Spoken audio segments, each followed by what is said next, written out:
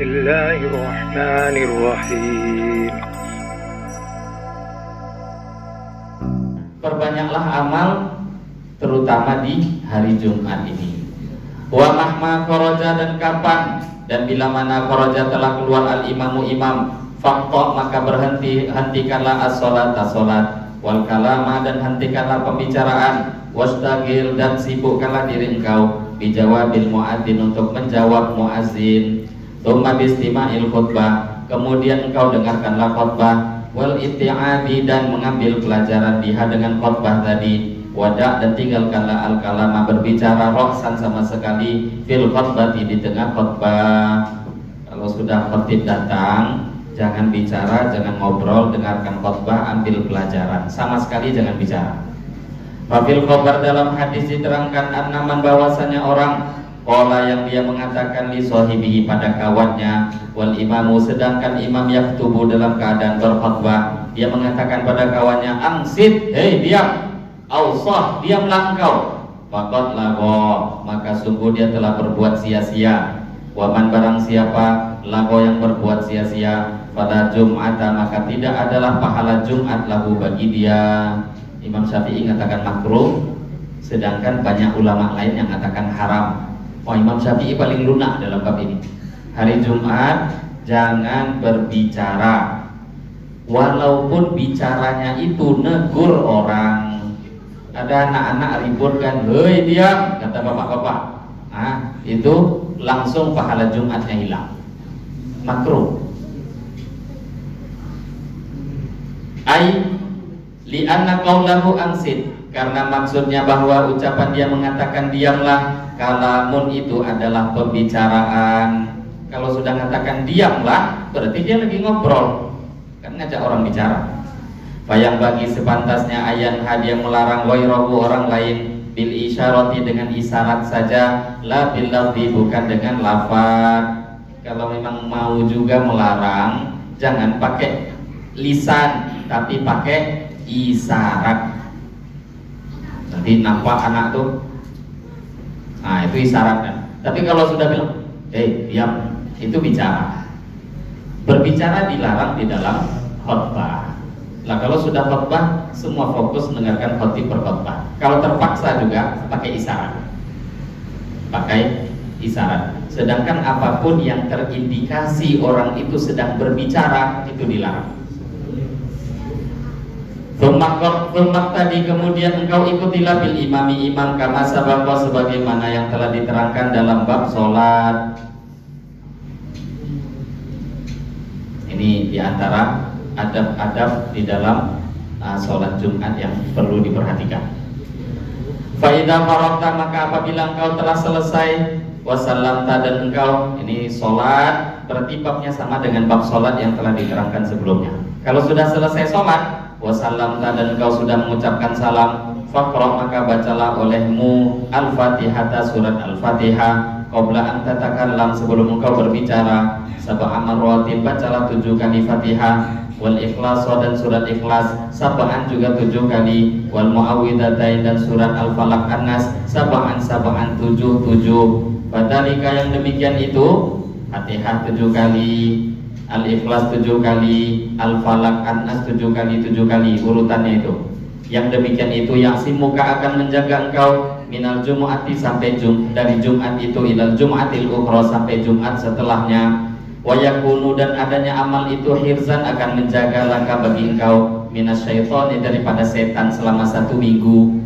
Waqul dan selepas itu bacalah juga ba'da dzalika selepas mengamalkan amalan surat-surat tadi, bacalah ya Ghaniyyu ya Hamid ya Mubdi'u ya Mu'id ya Rahimu ya Wadud aghnini bihalalika an haramik wa bi ta'atika an maksiatik wa bi fadlika amman siwak.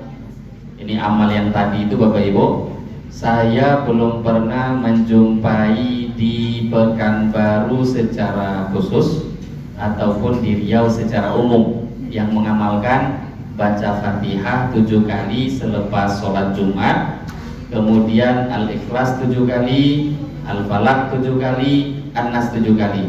Ini saya belum pernah jumpa. Padahal amal ini kami istiqomah kan dulu di pesantren. Di Jawa banyak yang ngamalkan ini. Nah itulah kan. Bapak pernah jumpa di Pekanbaru? Pekanbaru belum ya? Fadilahnya besar. Tadi beliau sudah berikan isyarat sedikit bahwa siapa yang mengamalkan itu baca Fatihah. Tapi ada syaratnya, belum berbicara dengan orang lain. Dalam hadis lain, posisi duduknya tidak berubah. Dia baca itu tadi 7 kali, maka Allah akan jaga dia sampai Jumat berikutnya. Dan Allah akan jauhkan dia daripada setan selama 1 minggu sampai Jumat berikutnya. Dalam hadis Nabi SAW bersabda, "Man qara'a idza salamal imam." Siapa yang membaca ketika imam sudah selesai salam pada hari Jumat, qabla ayyubni rijlahu, sebelum dia merubah kakinya. Nah ini, kaki tidak berubah, belum ngobrol. Maka ngobrol itu memang penyakit Bapak Ibu. Ini baru Assalamualaikum warahmatullahi, ada ngobrol, nah, itu penyakit gitu. Sadar tak sadar dia itu kerugian. Sebelum dia merubah kakinya, dia baca Fatihatul Kitab, surat Fatihah, wa qul huwallahu ahad, wal muawwidzatain, surat Al-Ikhlas, surat Al-Falaq, surat An-Nas, sab'an, dia baca 7 kali. Ghufira lahu ma taqaddama min dzambi, akan diampuni seluruh dosa-dosa dia, wa ma ta'akhkhar, dosa yang terdahulu ataupun dosa setelahnya. Wa utiya, bahkan bukan cuma itu, dia akan diberikan oleh Allah minal ajri, pahala, bi adadi kulli man amana billah, dengan jumlah orang yang beriman pada Allah dan Rasulnya di permukaan bumi. Berapa orang beriman? 2 miliar. Minimal 2 miliar pahala Allah beri dengan amal itu. Banyak fadilah, keutamaan yang luput dari diri kita kalau kurang mengamalkan sunnah. Banyak ruginya. Nah, jadi amal-amal yang seperti ini penting kita hidupkan. Kan tidak susah. Fatihah 7, Al-Ikhlas 7 kali, Al-Falaq 7 kali, An-Nas 7 kali. Berapa menit lah cuma. Satu masjid mau sama-sama, bagus. Kok satu masjid tak baca? Bacalah surah. Nggak ada susah. Amal itu bisa kita buat kalau memang kita menginginkannya. Bahkan ada itu juga, dan kami sering ngamalkan. Tapi kalau ini namanya tajribahnya para ulama. Baca Ilahi lastulil firdausi ahla wala aqwa ala naril jahini fahabli taubata wa firdunubi fa innaka ghafirud dzambil azimi. Juga 7 kali. Itu dulu, dan ini banyak dalam beberapa kitab, termasuk dalam kitab tuntunan ibadah dan beberapa kitab ulama-ulama dalam fikih klasik ini diterangkan. Yang baca ini dijaga dari dosa 1 minggu setelahnya. Ya kalau ditengok isinya ya itu kan dinisbatkan ke Abu Nawas, tapi ini doa yang memang tajribah para ulama. Ilahi lastulil firdausi ahla sampai akhir.